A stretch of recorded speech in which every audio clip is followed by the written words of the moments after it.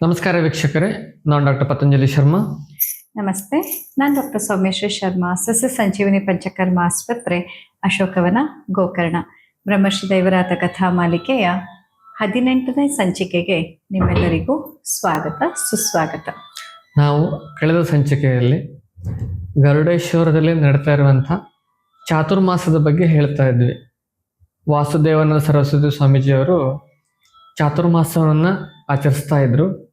ಆ ಜಾಗಕ್ಕೆ ದೈವರಾತರು ಸೇರ್ಕೊಂಡಿದ್ರು.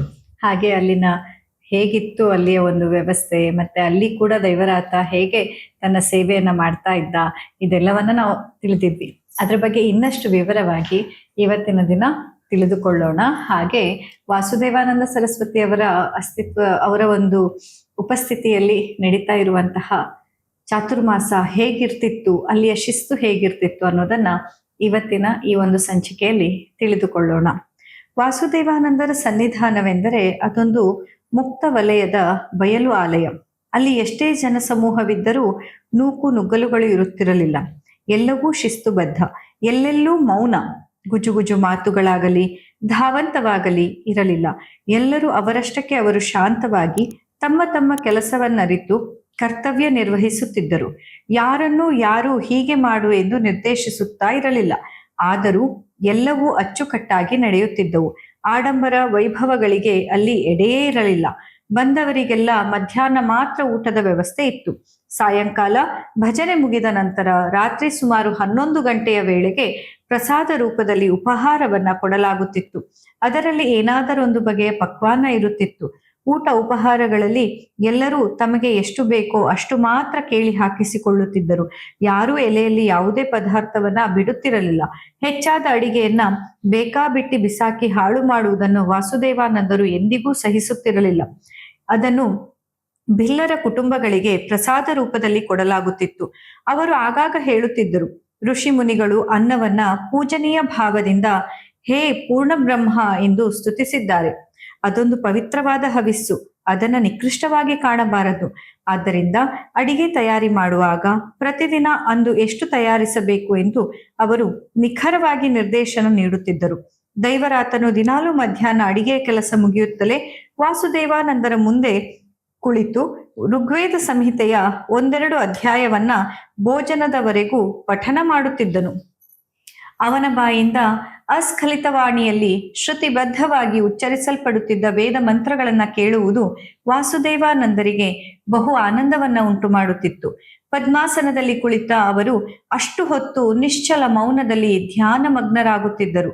ಭೋಜನದ ನಂತರ ಸುಮಾರು 3 ಗಂಟೆಯ ವೇಳೆಗೆ ಭಗವದ್ಗೀತೆಯ ಸಂಸ್ಕೃತ ಭಾಷ್ಯವನ್ನ ಆತ ಓದುತ್ತಿದ್ದು, ಆಗ ವಾಸುದೇವಾನಂದರು ಅದರ ಅರ್ಥವನ್ನ ಮರಾಠಿ ಭಾಷೆಯಲ್ಲಿ ಜನರಿಗೆ ವಿವರಿಸುತ್ತಿದ್ದರು. ಈ ಮಧ್ಯೆ ಸಮಯಾವಕಾಶ ದೊರೆತಾಗ ಅವರು ದೈವರಾತನಿಗೆ ಹಠಯೋಗದ ಕ್ರಿಯೆಗಳನ್ನ ಕಲಿಸುತ್ತಿದ್ದರು. ಗುರು ವಾಸುದೇವಾನಂದರ ಸನ್ನಿಧಿಯಲ್ಲಿ ನಡೆಯುವಂತಹ ಎಲ್ಲ ಕೆಲಸಗಳಲ್ಲಿ ತನ್ನನ್ನು ತಾನು ಸಂಪೂರ್ಣವಾಗಿ ತೊಡಗಿಸಿಕೊಂಡ ದೈವರಾತ ಆಗಾಗ ಅಲ್ಲಿ ನಡೆಯುವ ಹೋಮ ಹವನಗಳಲ್ಲಿಯೂ ಭಾಗವಹಿಸುತ್ತಿದ್ದನು. ಋಗ್ವೇದವೇ ಅಲ್ಲದೆ ಯಜ್ಞ ಯಾಗಾದಿಗಳಿಗೆ ಪ್ರಧಾನವಾದ ಯಜುರ್ವೇದವನ್ನ ಈಗಾಗಲೇ ಅಧ್ಯಯನ ಮಾಡಿರುವ ಅವನಿಗೆ ಯಾಜ್ಞಿಕ ಸಂಬಂಧವಾದ ಜ್ಞಾನವು ಸಹಜವಾಗಿಯೇ ಅರ್ಚಿತವಾಗಿತ್ತು. ಕೆಲವು ದಿನ 10 ಗಂಟೆಯ ನಂತರ ಮಧ್ಯಾಹ್ನದವರೆಗೂ ಜನರು ಬರುತ್ತಲೇ ಇರುತ್ತಿದ್ದರು. ಅಂತಹ ದಿನಗಳಲ್ಲಿ ವಾಸುದೇವಾನಂದರು ಏನಾದರೊಂದು ವಿಶೇಷವಾದ ಪಕ್ವಾನ್ನ ಮಾಡಲು ಹೇಳುತ್ತಿದ್ದರು. ಆಗ ಅದೆಷ್ಟೇ ಜನರಿರಲಿ, ಅವರಿಗೆ ದೈವರಾತನು ಕೂಡಲೇ ಅದನ್ನ ಮಾಡಿ ಬಡಿಸುತ್ತಿದ್ದನು. ಹೀಗೆ ತುರ್ತಾಗಿ ತಯಾರಿಸಿದ್ದರೂ ಆ ಪಕ್ವಾನದ ರುಚಿಯಲ್ಲಿ ಏನೂ ಲೋಪ ಇರುತ್ತಿರಲಿಲ್ಲ.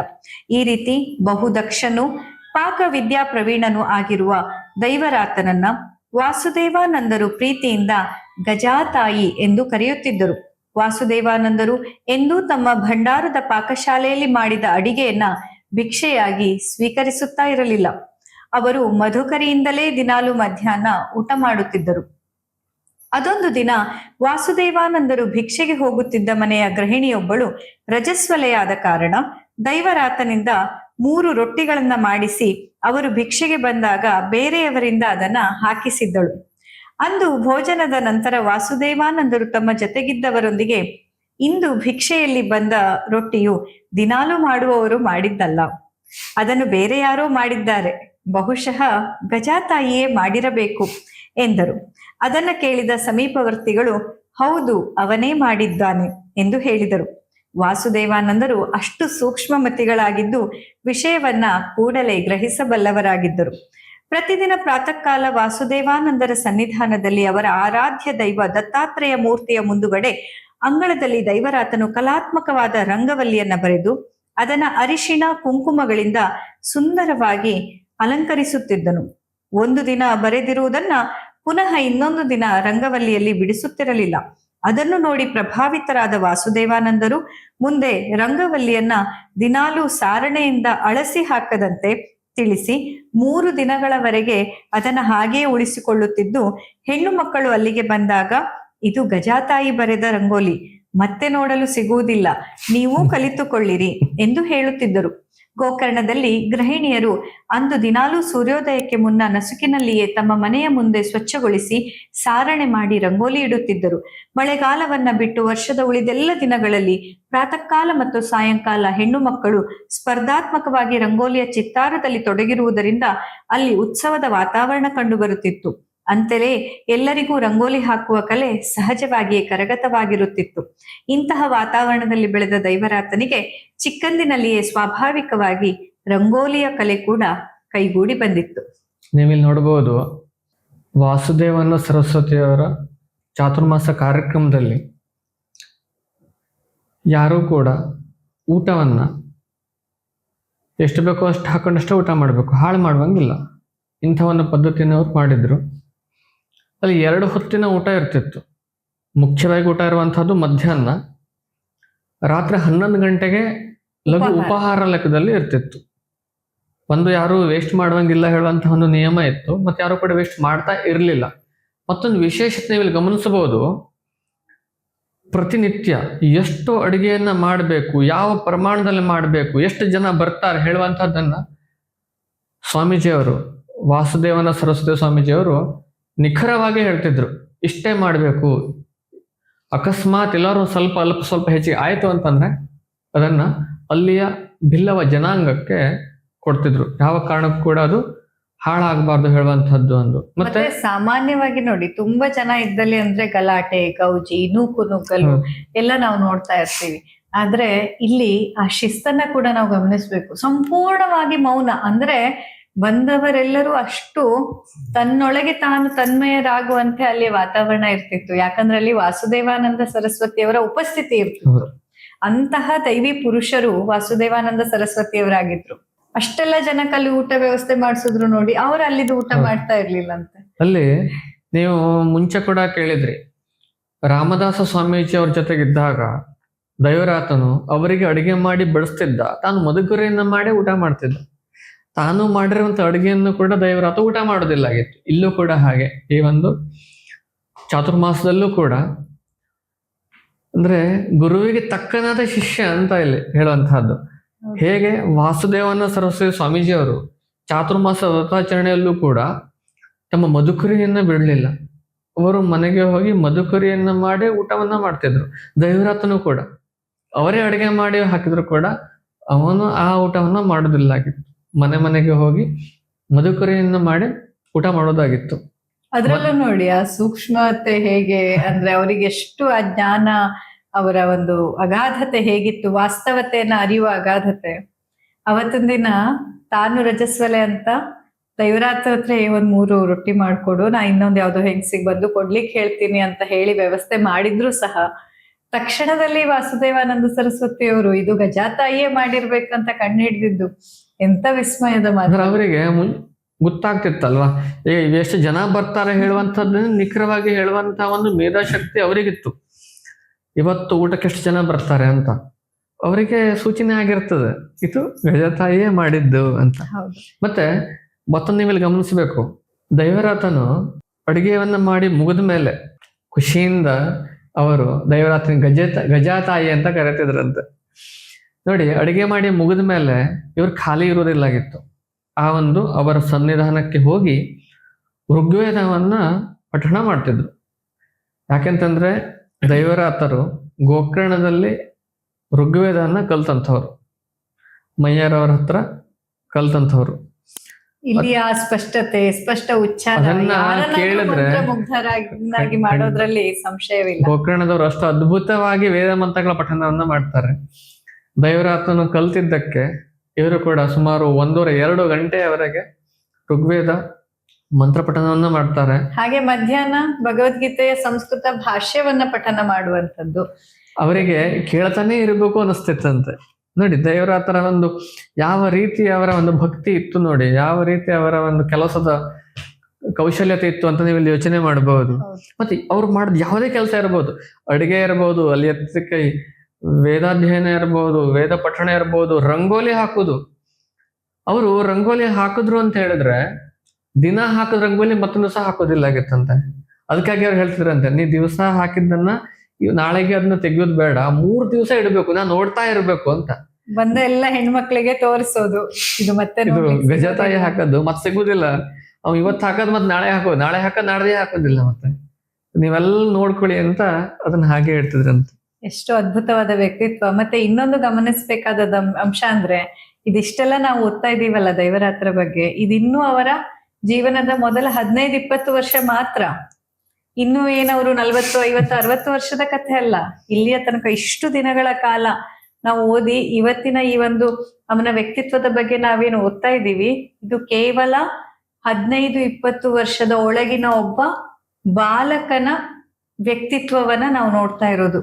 ಅದಕ್ಕಾಗಿ ಅವರಿಗೆ ಮುಂದೆ ಬ್ರಹ್ಮರ್ಷಿ ಒಂದು ಪದವಿ ಸಿಕ್ಕಿರಬಹುದು ಅನ್ನೋದ್ರಲ್ಲಿ ಯಾವುದೇ ಒಂದು ಆಶ್ಚರ್ಯ ಅಂತ ಅನಿಸ್ತಾ ಇಲ್ಲ. ಇಷ್ಟೆಲ್ಲ ಮಾಡ್ಕೊಂಡು ಸಮಯ ಸಿಕ್ತು ಅಂತಂದ್ರೆ ವಾಸುದೇವನ ಸರಸ್ವತಿ ಸ್ವಾಮೀಜಿಯವರು ದೈವರಾತನಿಗೆ ಹಠಯೋಗವನ್ನ ಹೇಳ್ಕೊಡ್ತಿದ್ರಂತೆ. ಹಠಯೋಗವನ್ನು ಯಾವ ರೀತಿ ನಾವು ಮಾಡ್ಬೇಕು ಅಂತ ಕಲ್ಸ್ಕೊಡ್ತಿದ್ರು. ನೋಡಿ ಇಷ್ಟೆಲ್ಲ ಕೆಲಸಗಳಿರುತ್ತೆ, ಚಾತುರ್ಮಾಸ ಇರುತ್ತೆ, ಭಕ್ತಾದಿಗಳು ಬರ್ತಾರೆ, ಪ್ರವಚನ ಕೊಡುದಿರ್ತದೆ, ಅಡಿಗೆ ಮಾಡ್ಬೇಕು. ಇವೆಷ್ಟರ ಒಳಗಡೆಗೆ ಮತ್ತೆ ವಾಸುದೇವನ ಸರಸ್ವತಿ ಸ್ವಾಮೀಜಿಯವರು ದೈವರಾತನಿಗೆ ಹಠಯೋಗವನ್ನು ಹೇಳ್ಕೊಡ್ತಾರೆ. ಹೌದು, ಅತ್ಯಂತ. ಮತ್ತೆ ನೋಡಿ ಈಗಾಗ್ಲೇ ನಾವು ದೈವರಾತ್ರ ಒಂದು ಜೀವನ ಅಂತ ನೋಡ್ತಾ ಬಂದ್ರೆ ಈ 15-20 ವರ್ಷದ ಬಾಲಕ ಈಗಾಗ್ಲೇ ಋಗ್ವೇದವನ್ನ ಕಲ್ತಿದ್ದಾನೆ, ಯಜುರ್ವೇದದ ಜ್ಞಾನ ಇದೆ ಅನ್ನೋದನ್ನು ನಾವಿಲ್ಲಿ ಈಗಾಗ್ಲೇ ನೋಡಿದ್ವಿ. ಯಜ್ಞ ಹೋಮ ಹವನದಲ್ಲೂ ಅಲ್ಲ ಕೂಡ ಯಜುರ್ವೇದ ಮಂತ್ರಗಳನ್ನ ಹೇಳ್ತಿದ್ರಂತೆ ಅವರು.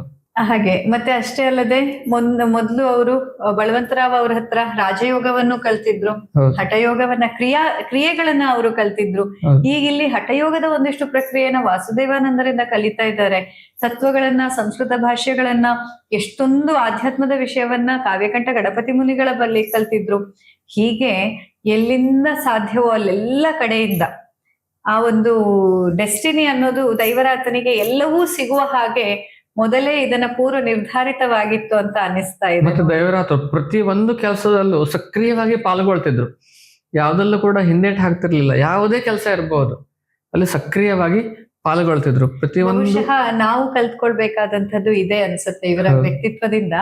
ನಾವು ಬೆಳಗಿಂದ ಸಂಜೆ ತನಕ ನೀವು ನಿಮ್ಮ ಆತ್ಮ ಸಾಕ್ಷಾತ್ಕಾರವನ್ನ ಮಾಡ್ಕೊಳ್ಬೇಕಂತಂದ್ರೆ ಎಲ್ಲಾ ಜವಾಬ್ದಾರಿ ಬಿಟ್ಟು ಓಡಿ ಹೋಗೋದ್ರಿಂದ ಆತ್ಮ ಸಾಕ್ಷಾತ್ಕಾರ ಆಗತ್ತೆ ಅಂತ ನಾವು ಭಾವಿಸ್ಬಾರ್ದು.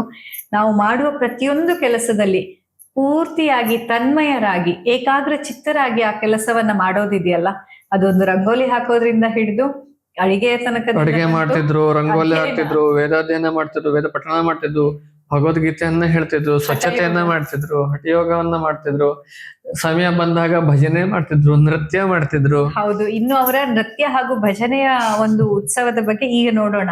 ಯಾಕಂತಂದ್ರೆ ವಾಸುದೇವಾನಂದ ಸರಸ್ವತಿಯವರ ಆರಾಧ್ಯ ದೈವ ಆದಂತ ದತ್ತಾತ್ರೇಯ ಅನ್ನುವಂಥದ್ದು ನಿಮ್ಗೆಲ್ಲ ಈಗಾಗ್ಲೇ ಗೊತ್ತಾಗಿದೆ. ಇಂತಹ ಒಂದು ಭಕ್ತರ ಜಾಗದಲ್ಲಿ ದತ್ತಾತ್ರೇಯ ಜಯಂತಿಯ ಉತ್ಸವ ಹೇಗಿದ್ದಿರ್ಬೋದು ಬನ್ನಿ ನೋಡೋಣ. ಅಂದು ಮಾರ್ಗಶಿರ ಪೌರ್ಣಮಿ ದತ್ತ ಜಯಂತಿಯ ದಿನ. ದೊಡ್ಡ ಚಪ್ಪರ ಹಾಕಿ ದತ್ತ ಮಹೋತ್ಸವದ ಸಿದ್ಧತೆ ನಡೆದಿತ್ತು. ದೈವರಾತನು ದತ್ತ ದೇವರ ಮುಂದೆ ದೊಡ್ಡದಾದ ಒಂದು ರಂಗವಲ್ಲಿಯ ಬರೆದು ಆ ದಿನದ ಪ್ರಸಾದ ಭಕ್ಷ್ಯ ತಯಾರಿಸಲು ಪಾಕಶಾಲೆಗೆ ಹೋದನು. ಅದು ಸಂಧ್ಯಾ ಸಮಯ. ದೊಡ್ಡ ಸಂಖ್ಯೆಯಲ್ಲಿ ಭಕ್ತರು ನೆರೆದಿದ್ದರು. ವಾಸುದೇವಾನಂದರು ದೇವರ ಎದುರು ಮೌನವಾಗಿ ಕುಳಿತಿದ್ರು. ಅವರಿಂದ ಸ್ವಲ್ಪ ದೂರದಲ್ಲಿ ಬ್ರಹ್ಮಾನಂದ ಸ್ವಾಮಿಯವರು ಮತ್ತು ಪ್ರದ್ಯುಮ್ನಾನಂದ ಸ್ವಾಮಿಯವರು ಕುಳಿತಿದ್ದರು. ರಾತ್ರಿ ಏರುತ್ತಿದ್ದಂತೆ ಆರಂಭದ ಉತ್ಸಾಹ ಕಡಿಮೆಯಾಗುತ್ತಾ ಕೆಲವರು ಆಕಳಿಸತೊಡಗಿದರು. ನಿದ್ರೆಯ ಮಂಪರು ಆವರಿಸುತ್ತಿರಲು ಭಜನೆ ನೀರಸ ಎನ್ನಿಸುತ್ತಿತ್ತು. ಆಗ ವಾಸುದೇವಾನಂದರು, ಗಜಾನನನ್ನ ಕರೆಯಿರಿ, ಗಜ ತಾಯಿಯನ್ನ ಕರೆಯಿರಿ ಎನ್ನಲು ಹತ್ತಿರದಲ್ಲಿದ್ದವರು ಎದ್ದು ಹೋಗಿ ದೈವರಾತನಿಗೆ ವಿಷಯವನ್ನ ತಿಳಿಸಿದರು. ಪ್ರಸಾದ ಭಕ್ಷ್ಯದ ತಯಾರಿಕೆಯಲ್ಲಿ ನಿರತನಾಗಿದ್ದ ಆತ ಅದನ್ನ ಅಷ್ಟಕ್ಕೆ ಬಿಟ್ಟು ತಕ್ಷಣ ಗುರುಗಳಿದ್ದಲ್ಲಿ ಸಭಾಂಗಣಕ್ಕೆ ಬಂದು ಗುರುವರ್ಯರ ಮನದಿಂಗಿತವನ್ನ ಅರಿತು ಕಾಲಿಗೆ ಗೆಜ್ಜೆ ಕಟ್ಟಿ ವಾಸುದೇವಾನಂದರಿಗೆ ನಮಸ್ಕರಿಸಿ ದಿಗಂಬರ ದಿಗಂಬರ ಶ್ರೀಪಾದ ವಲ್ಲಭ ದಿಗಂಬರ ಎಂಬ ಭಜನೆಯೊಂದಿಗೆ ನೃತ್ಯ ಆರಂಭಿಸಿದ. ವಾಸುದೇವಾನಂದರಿಗೆ ಬಹಳ ಸಂತೋಷವಾಯಿತು. ಗುರು ಚರಣ ಸೇವಕ ದತ್ತ ಭಕ್ತನ ಭಕ್ತ ದೈವರಾತ ನರ್ತಿಸುತ್ತಾ ಭಜನೆ ಆರಂಭಿಸಿದಾಗ ಎಲ್ಲರಲ್ಲಿ ವಿದ್ಯುತ್ ಸಂಚಾರವಾಯಿತು. ಆತನ ನೃತ್ಯಗತಿಯ ಗೆಜ್ಜೆ ನಾದಕ್ಕೆ ಅಲ್ಲಿ ನೆರೆದಿದ್ದ ಭಕ್ತವೃಂದದ ನಿದ್ದೆಯ ಮಂಪರು ಹರಿದು ಹೋಗಿತ್ತು. ಕಂಚಿನ ಕಂಠದಿಂದ ಭಜನೆಯ ಹಾಡು ಸಭೆಯಲ್ಲಿ ಮೊಳಗಿತು. ರಾತ್ರಿ 12 ಗಂಟೆಯಾದಾಗ ವಾಸುದೇವಾನಂದರು ಉಪಹಾರ ಸೇವನೆಯ ನಿಮಿತ್ತ 1 ತಾಸು ವಿರಾಮ ಮಾಡಲು ಹೇಳಿದರು. ಉಪಹಾರ ಮುಕ್ತಾಯವಾಗುತ್ತಲೇ ಮತ್ತೆ ಭಜನೆಯೊಂದಿಗೆ ನೃತ್ಯ ಆರಂಭಿಸಿದ ದೈವರಾತ ಸುತ್ತಲಿನ ಪ್ರಪಂಚದ ಅರಿವೇ ಇಲ್ಲದೆ ಭಕ್ತಿಯ ಮೋದದಲ್ಲಿ ಮೈಮರೆತಿದ್ದ. ನಿಧಾನವಾಗಿ ರಾತ್ರಿ ಕರಗುತ್ತಲಿತ್ತು. ಎಲ್ಲರೂ ಆತನ ರಸೋನ್ಮಾದದ ಅಭಿವ್ಯಕ್ತಿಯ ಮೋಡಿಗೆ ಪರವಶರಾಗಿದ್ದರು. ಬೆಳಗಾದರೂ ದೈವರಾತನಲ್ಲಿ ಭಜನೆಯ ಹಾಡುಗಳು ಬರಿದಾಗಲೇ ಇಲ್ಲ. ನೃತ್ಯದ ಉತ್ಸಾಹ ಕುಗ್ಗಲಿಲ್ಲ. ಇನ್ನೇನು ನಸುಕು ಹರಿಯುತ್ತದೆ ಎನ್ನುವಾಗ ವಾಸುದೇವಾನಂದರು ಅಂದಿನ ಕಾರ್ಯಕ್ರಮವನ್ನ ಮಂಗಲಗೊಳಿಸಿ ದೈವರಾತನನ್ನ ತುಂಬು ಹೃದಯದಿಂದ ಹರಸಿದರು. ನೋಡಿ, ಇಲ್ಲಿ ಕಾರ್ಯಕ್ರಮ ನಡೀತಾ ಇದೆ, ಉತ್ಸವ ನಡೀತಾ ಇದೆ, ದತ್ತ ಜಯಂತಿ ನಡೀತಾ ಇದೆ. ದೈವರಾತನು ರಂಗೋಲಿ ಹಾಕಿದ. ವಾಸುದೇವನ ಸರಸ್ವಾಮೀಜಿಯವರು ಮೌನ ಕೂತ್ಕೊಂಡಿದ್ದಾರೆ. ಪ್ರದ್ಯುಮ್ನಾನಂದರು ಹಾಗೂ ಬ್ರಹ್ಮಾನಂದರು ಕೂಡ ಪಕ್ಕದಲ್ಲಿ ಕೂತ್ಕೊಂಡಿದ್ದಾರೆ. ತಾನು ಪ್ರಸಾದ ಮಾಡಲಿಕ್ಕೆ ಅಂತ ಹೋಗ್ತಾನೆ. ಎಲ್ಲರಿಗೂ ಕೂಡ ಬೇಜಾರು ಬಂದು ಆಕಳಿಸ್ಲಿಕ್ಕೆ ಪ್ರಾರಂಭ ಮಾಡಿದ್ರು. ಯಾಕಂದ್ರೆ ಇದು ರಾತ್ರಿಯ ಸಮಯ ಆಗ್ತಾ ಹೋದಂತೆ ಎಲ್ರಿಗೂ ನಿದ್ದೆ ಅಂದ್ರೆ ಯಾವತ್ತು ನೋಡಿ ಸಂಚಿ ಆಗ್ತಾ ಹೋದಂಗೆ ದಣಿವಾಗುವಂಥದ್ದು ಸಹಜ, ಸುಸ್ತಾಗುವಂಥದ್ದು ಸಹಜ. ಹಾಗೆ ಕೂಡ ಎಲ್ಲರಿಗೂ ಕೂಡ ಆಗ್ತಾ ಇತ್ತು. ಇದನ್ನ ವಾಸುದೇವನ ಸರಸ್ವಾಮೀಜಿಯವರು ಗಮನಿಸ್ತಾರೆ. ಗಮನಿಸ್ಕೊಂಡು ಈಗೇನು ಮಾಡಬೇಕು, ಕೆಲಸ ಮಾಡು, ಗಜ ತಾಯಿಯನ್ನ ಕರಿ, ದೈವರಾತನನ್ನು ಕರಿ ಅಂತ ಹೇಳ್ತಾರೆ. ದೈವರಾತರು ಪ್ರಸಾದ ಮಾಡುವಲ್ಲಿ ಬ್ಯುಸಿ ಇದ್ರು. ಗುರು ಹೇಳಿದ ಕೂಡಲೇ ನೇರವಾಗಿ ಅದನ್ನ ಅಷ್ಟಕ್ಕೆ ಬಿಟ್ಟರು, ಬಂದರು. ಅವರಿಗೆ ಕೈ ಮುಗಿದ್ರು. ಅವ್ರ ಅರ್ಥ ಆಗತ್ತೆ, ಹೇಳೋದು ಬೇಕಾಗಿರ್ಲಿಲ್ಲ, ಅರ್ಥ ಆಗತ್ತೆ. ಗೆಜ್ಜೆ ತಗೊಂಡ್ರು, ಕಟ್ಕೊಂಡ್ರು, ನೃತ್ಯವನ್ನ ಪ್ರಾರಂಭಿಸೇ ಬಿಟ್ರು. ಅದ್ರಲ್ಲೂ ಮತ್ತೆ ಆಶು ಒಂದು ಕವಿತೆ, ಈಗ ಅವ್ರು ಹಾಡ್ತಾ ಇರೋ ಭಜನೆಗಳೆಲ್ಲವೂ ಕೂಡ ತಾನೇ ಅಲ್ಲಿಯೇ ಕಟ್ಟಿ ಹಾಡುವಂತ. ದಿಗಂಬರ ದಿಗಂಬರ ಶ್ರೀಪಾದ ವಲ್ಲಭ ದಿಗಂಬರ ಪ್ರಾರಂಭ ಮಾಡಿದ್ರು. ಪ್ರಾರಂಭ ಮಾಡಿದ ಮೇಲೆ ಎಲ್ಲರಲ್ಲಿ ಸಂಚಲನ ಮೂಡ್ತು. ಎಲ್ಲರೂ ಕೂಡ ಎಚ್ಚರಾದ್ರು. ಎಲ್ಲರೂ ಕೂಡ ಈ ಒಂದು ಭಜನೆಯಲ್ಲಿ ಭಾಗವಹಿಸ್ಲಿಕ್ಕೆ ಪ್ರಾರಂಭ ಮಾಡಿದ್ರು. ಇದು ಅರ್ಧ ತಾಸಿನ 1 ತಾಸಿನ ಭಜನೆ ಆಗಿರ್ಲಿಲ್ಲ. ಇದು ರಾತ್ರಿಯಿಂದ ಬೆಳುವರೆಗೆ ಮಾಡ್ತಾರೆ. ಒಂದಾದ್ಮೇಲೆ ಒಂದು ಕಡೆಗೆ ವಾಸುದೇವನ ಸರಸ್ವತಿ ಸ್ವಾಮೀಜಿಯವರೇ ಹೇಳ್ತಾರೆ, ಈಗ ನಾವು ಕಾರ್ಯಕ್ರಮವನ್ನ ಸಂಪನ್ನ ಮಾಡುವ ಅಂತ. ಬೆಳಗಾಯ್ತು ಅಂತ. ಅಂದ್ರೆ ಈತನ ಒಂದು ವ್ಯಕ್ತಿತ್ವ ಹೇಗೆ ಅಂತ ನಾವಿಲ್ಲಿ ನೋಡ್ಬೋದು. ಬ್ರಹ್ಮಶ್ರೀ ದೈವರಾತ್ರು ಆಗಿನ್ನೂ ಅಷ್ಟು ಚಿಕ್ಕ ಯುವಕ ಆದ್ರೂ ಕೂಡ ಒಂದನೇದಾಗಿ ಗುರುಗಳು ಹೇಳಿದ ತಕ್ಷಣ ಅಯ್ಯೋ ನಂಗ್ ಹಾಡು ಬರಲ್ಲ, ನಂಗ್ ಭಜನೆ ಬರಲ್ಲ, ನಾನ್ ಮಾಡಲ್ಲ. ನಾವೆಲ್ಲ ಎಷ್ಟು ಈಗ ಸಂಗೀತವನ್ನ ಕಲಿತವರೇ ಆದ್ರೂ ಕೂಡ ಹೇಳಿದ ತಕ್ಷಣ ಹಾಡುವ ಅವ್ರು ಬಂದದ್ದೇ ಏನ್ ಮಾಡ್ಬೇಕು ಅನ್ನೋ ಸಹಿತ ಕೇಳಲಿಲ್ಲ. ಗೊತ್ತಾಗೋಯ್ತು ಮನದ ಇಂಗಿತ. ಗುರುಗಳ ನಮಸ್ಕಾರ ಮಾಡಿದ್ರು. ಗುರುಗಳು ಜಸ್ಟ್ ಕಣ್ಣು ಸನ್ನೆಯಲ್ಲೇ ಅವ್ರು ಅರ್ಥ ಮಾಡ್ಕೊಂಡ್ರು. ಮೌನ ಕುತ್ಕೊಂಡಿದ್ರಲ್ಲ, ಕಣ್ಸಲ್ಲ ಅರ್ಥ ಮಾಡ್ಕೊಂಡ್ರು, ಓಹ್ ಈಗ ನಾ ಇಂಥ ಕೆಲಸವನ್ನ ಮಾಡ್ಬೇಕು ಅಂತ. ಹೌದು, ತುಂಬಾ ಅದ್ಭುತವಾದಂತಹ ಒಂದು ಸನ್ನಿವೇಶ ಇದು. ಈಗಾಗಲೇ ಇದನ್ನ ಕೇಳಿ ನಿಮಗೂ ಕೂಡ ರೋಮಾಂಚನ ಆಗಿರ್ಬೋದು. ಅಲ್ಲಿಯ ಒಂದು ದಿವ್ಯ ವೈಭವವನ್ನ ನಿಮ್ಮ ಕಣ್ಣೆದ್ರು ಕೂಡ ನೀವು ಕಲ್ಪಿಸಿಕೊಂಡಿರ್ಬೋದು ಅಂತ ಭಾವಿಸ್ತೀನಿ. ಇನ್ನು ಮುಂದೆ ಕೂಡ ಮುಂದಿನ ಶಿವರಾತ್ರಿ ಉತ್ಸವ ಬರುತ್ತೆ. ಆ ಶಿವರಾತ್ರಿ ಉತ್ಸವದಲ್ಲಿ ಇನ್ನಷ್ಟು ರೋಚಕವಾದಂತಹ ಘಟನೆ ವಾಸುದೇವಾನಂದ ಸರಸ್ವತಿ ಸ್ವಾಮಿಗಳು ಹಾಗೂ ದೈವರಾತರ ಸನ್ನಿಧಿಯಲ್ಲಿ ನಡೆಯುತ್ತೆ. ಅದರ ಬಗ್ಗೆ ಮುಂದಿನ ಸಂಚಿಕೆಯಲ್ಲಿ ನಾವು ತಿಳಿದುಕೊಳ್ಳೋಣ. ಇಲ್ಲಿಯ ತನಕ ತಾಳ್ಮೆಯಿಂದ ಪೂರ್ತಿ ಕಥೆಯನ್ನ ಆಲಿಸಿದ ತಮ್ಮೆಲ್ಲರಿಗೂ ತುಂಬು ಹೃದಯದ ಧನ್ಯವಾದಗಳು. ಬ್ರಹ್ಮಶ್ರೀ ದೈವರಾತರ ಆಶೀರ್ವಾದ ಸದಾ ನಿಮ್ಮೆಲ್ಲರ ಮೇಲೆ ಇರಲಿ ಅಂತ ಪ್ರಾರ್ಥನೆಯನ್ನ ಮಾಡ್ತಾ ಇವತ್ತಿನ ಸಂಚಿಕೆಯನ್ನ ಸಂಪನ್ನಗೊಳಿಸ್ತಾ ಇದ್ದೇವೆ. ಧನ್ಯವಾದಗಳು. ನಮಸ್ಕಾರ.